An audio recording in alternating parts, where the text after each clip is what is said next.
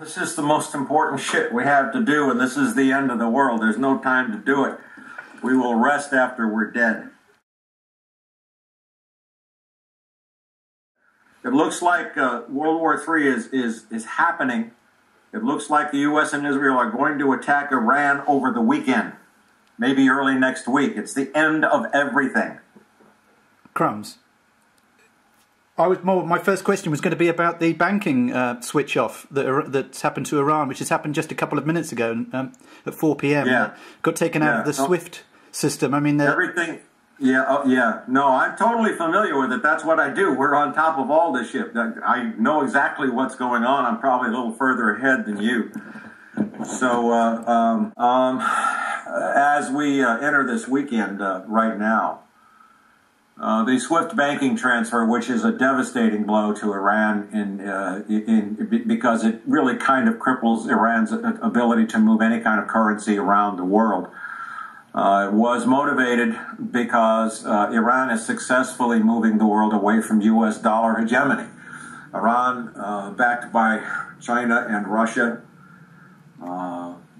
has successfully stymied the U.S. and Israel for months now, embarrassing the West. But as we see the global economy collapsing at an unbelievable rate and oil prices soaring to the highest point ever, we have $10 gasoline in Paris now. There's nothing left to lose for anyone. So we have entered a point of insanity. I'm just reading stories that I stopped reading to do this interview that show that the U.S. Navy has mobilized everything it needs to control the Straits of Hormuz. It's all en route. And that the Israeli cabinet, I haven't had a chance to read the story yet, has voted 6-2, I believe it is, to attack Iran immediately. So we are off the cliff now, and no one can know what the world's going to look like in just a few days or a week.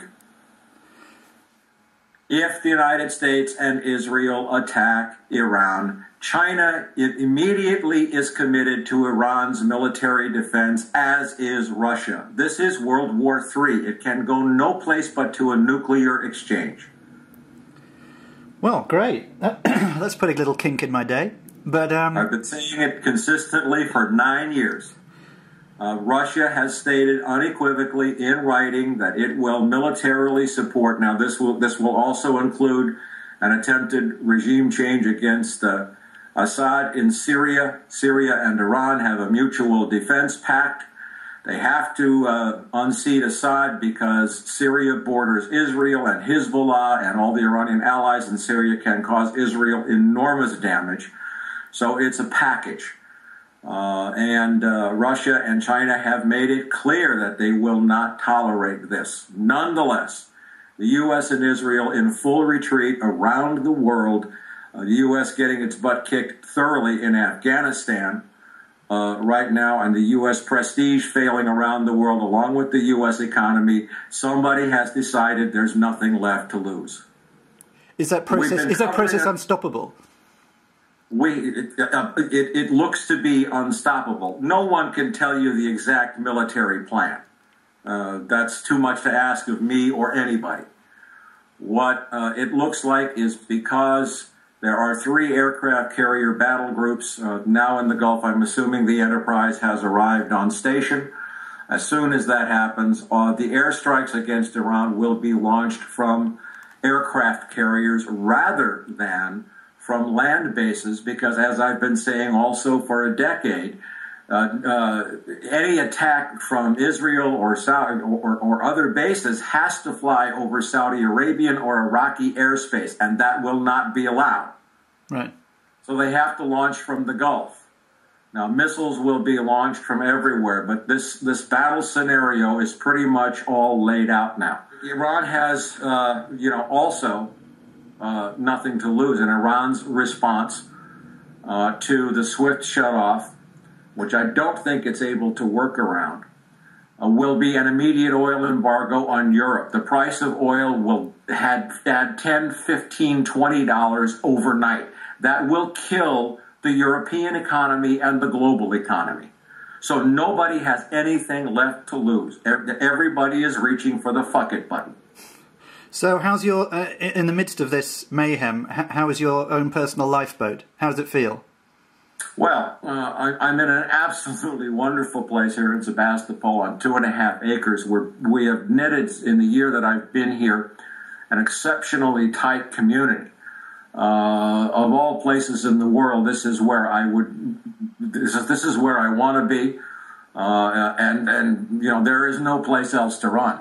But of course, we all have to understand that in the event of a large nuclear exchange, there is no place to hide. All life on this planet is in jeopardy at this moment. You know, you talk a lot about how there has to be a revolution in thinking. There has to be a new way of being in the world. Mm-hmm. How do those two things work together? Your certainty that that World War III is unfolding, and also you being on the ground there, you know, with growing your artichokes. Well, nuclear war kind of trumps everything, doesn't it? I mean, that's so. You know, I keep doing what I'm doing. I keep putting one foot in front of the other. That's all anybody can do at a time like this. I saw a cartoon in the FT yesterday in which two bankers were talking to each other, and one of them said, one banker says to the other, "I'm so morally bankrupt that I don't even care if I'm morally bankrupt or not." I mean, do you see this whole situation as a moral bankruptcy? Do you see the financial bankruptcy as a moral bankruptcy? I see this world as unbelievably ill, sick. Yeah. I see this as a disease. A combination of mental illness and you know, the people that are doing this understand the consequences, and again, over the course of a lifetime trying to understand this, I can just say that these people are evil, and evil is on the field, and there is no other way to approach or to understand it conceptually that allows you to keep some kind of sanity, except for to understand that this is absolute evil. Jamie Dimon, the head of JP Morgan, was described in terms of in a blog on Zero Hedge, a guest blog, as being like an incontinent man, which is what Aristotle called a man who knows what he's doing is wrong and still plows ahead and does it. So yes. That's the root of what's going on. It's people that know the consequences, that know what they're doing, and still they're doing it. Take a look at Adolf Hitler and the Third Reich. They knew that they were going to lose the war from Stalingrad on in January of 1943, and yet they continued becoming ever more aggressively evil and deadly until the end. It is a sad part of human nature. It is part of I think a spiritual balancing which is taking place, which is epical. It doesn't have to do with the 20th century. It has to do with 40,000 years of human existence. And fundamental assumptions based upon fear and greed and accumulation and the infinite growth paradigm, all coming to a very logical and predictable end. So in all of that, in that huge epochal change, as you say, an event like 9/11, for example, must seem almost small if you're looking in those terms. Even though it's also hugely emblematic of a massive evil. Well, that's why I wrote Crossing the Rubicon, because on 9/11 it was clear, and that's the whole point of a book that was published now almost 8 years ago, my book, which was that unless we address that then, this current set of circumstances was absolutely unavoidable. Unless we got to the root cause, and we, the human race, did not. And I said it clearly in the book, and that's why I walked away from the 9/11 truth movement in 2004. It had been hijacked by dilettantes, disinformation artists, COINTELPRO. It had been spun by the government, and any ability to effectively address 9/11 disappeared with the presidential election in 2004, legally and otherwise.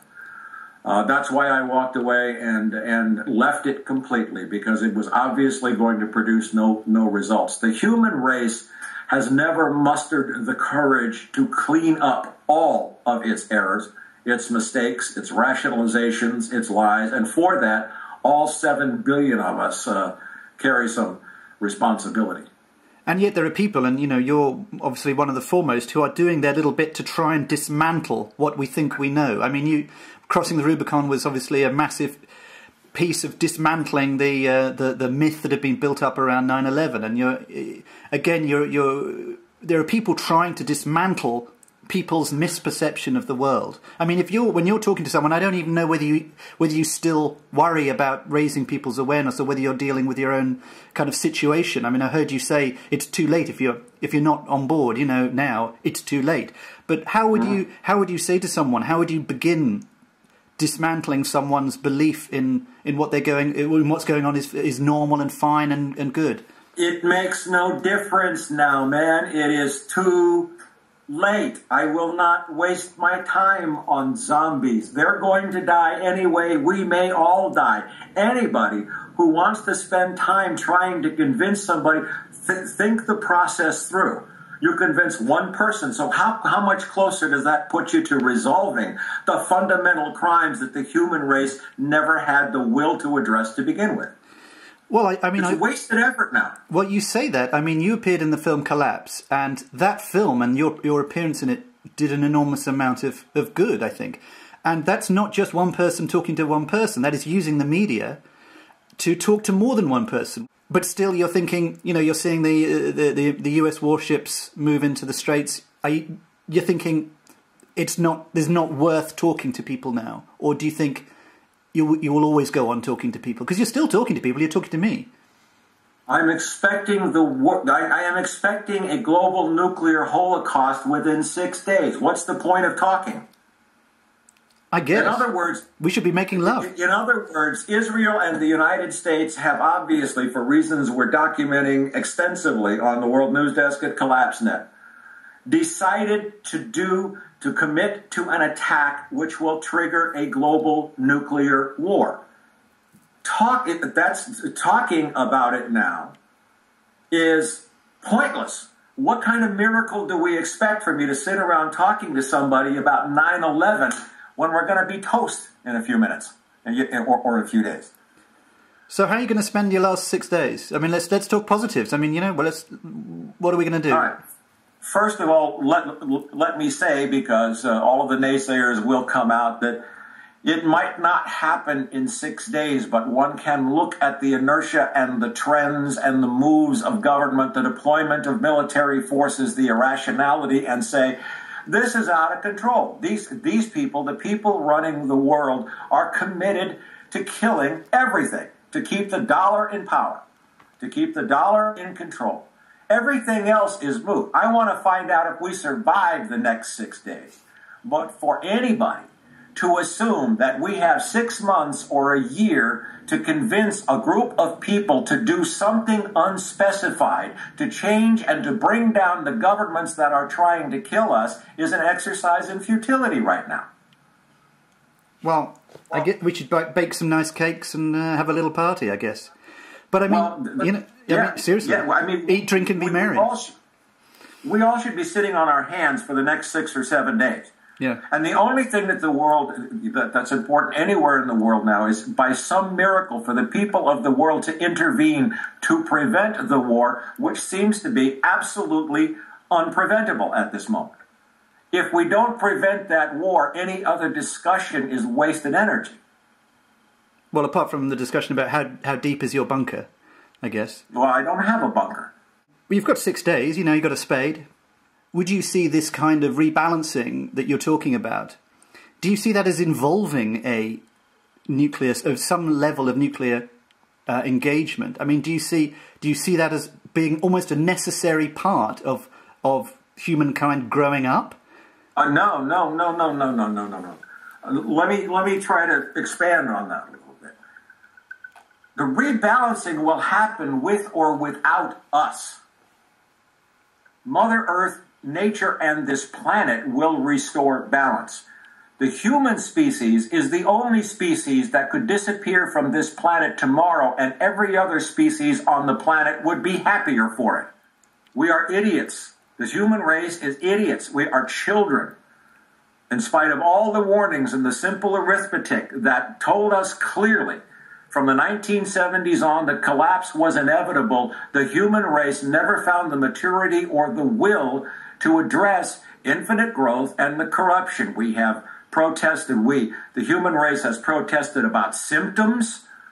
It has, and I'm totally, Occupy, in my opinion, was and remains the last best hope for mankind. But now you've got about 5 days to bring governments, 5, 6 days, whatever it's going to take. I'm not setting Sure.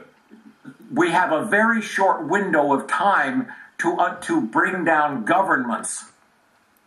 I mean, you talk about humankind being immature and idiots and behaving stupidly, but you also, to go backwards to something we talked about earlier, we also have a situation where there are people who are strategizing, who are extremely cogent, who are extremely determined, that have a plan, that are unfolding whatever they wish to do. I mean, this isn't some kind of chaos that we're living in. I mean, it is, at some level, you're saying it's to prop up the dollar. However you want to frame it, there are people who are doing bad things according to plan and according to a determination to do them. That's not idiocy, it's not immaturity, it's something else. So it's insanity. It's insanity, certainly. But then, you've got all of humankind trying to do their thing. You might say they're immature or idiots, but they're also, they just want to have a bit of fun, they want to relax, they want to not be in a state of fear, they want to love each other. What we want to do, have fun and make love and have flowers and make peace, not war, that's a childish fantasy, because what the reality is that until you change the way money works, you change nothing. And the human race has never found the will to address the infinite growth paradigm. So anything else that is attempted is cosmetic and masturbation. The question of monetary reform is at least being talked about, and it's being talked about within Occupy. It is being talked about. There are groups who are engaging with this issue. But then you're saying that if this is something which is close to the root cause of what's troubling us, leaving out the insanity of evil people, it's the structure of money, it's the structure of our financial system based upon fractional reserve banking, or however you want to say it. Can you see there a possible fix? Not before Israel and the U.S. push the button and launch the airstrikes and Russia starts responding with nukes and China does. Had the world listened to all of the whistleblowers who came forward, whether it be about CIA and drugs, Iran-Contra, the presidential election stolen in 2000, and especially 9/11, with all of the obvious lies that were told around September the 11th, there might have been time to change something. We have used up that clock.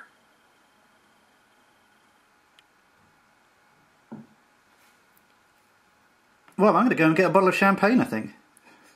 Well, I think what we all need to do is to sit and watch what happens over the next 4 or 5 days and understand, absolutely clearly that if the United States and Israel attack Iran, all of your plans to discuss, to sign petitions, to have a protest, to occupy are wasted. They're futile. I think one of the big mistakes is insanity, is repeating the same action over and over again, expecting different results.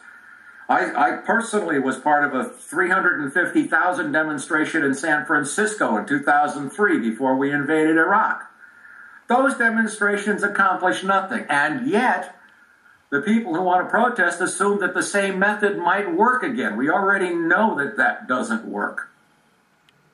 The only thing that has ever mattered to me was change on the political landscape. And what I have seen with Occupy was a new breath of air, because Occupy did do things that no other movement had been able to do ever in my life. And you got to believe I've seen them all since the 1960s. But Occupy, went through a very organized, systematic repression. And it's trying to regather itself, but everybody needs to understand that there's no more timeouts on this field. the game clock of human industrial civilization has got a very clear marker on it now. It ends when the United States and when the United States and Israel attack Iran. All the military assets are being moved. The Israeli cabinet has voted to attack. We have done the United States has committed a direct act of war against Iran by shutting it off of the SWIFT mechanism. And the United States now losing everywhere in the world, especially in Afghanistan. It's the rout in Afghanistan has reached a point where it sees no other option. And there is no reason left in world leadership. And only a miracle at this point can prevent the destruction of everything on this planet. So let's just say finally, if you were to say something to someone who had any kind of political power at the moment, any kind of political influence, what would be your message to them? Resign. Stop. Get out of the way. Stand down all military maneuvers in the region. Call them back from the brink. Right now. Everything else is moot unless we prevent this attack on Iran, and I frankly I see a very small chance for that to happen. I keep my fingers crossed. Yeah. And, faith is the belief in things unseen, and we always hope for the 100th monkey. But I do want to say to all of my friends from Occupy London and Occupy Wall Street, you have been absolute heroes in my eyes. You have accomplished some amazing things. You have made people think about fundamental issues. And for all of my experience with Occupy, you guys in London have just been champions. Best to you.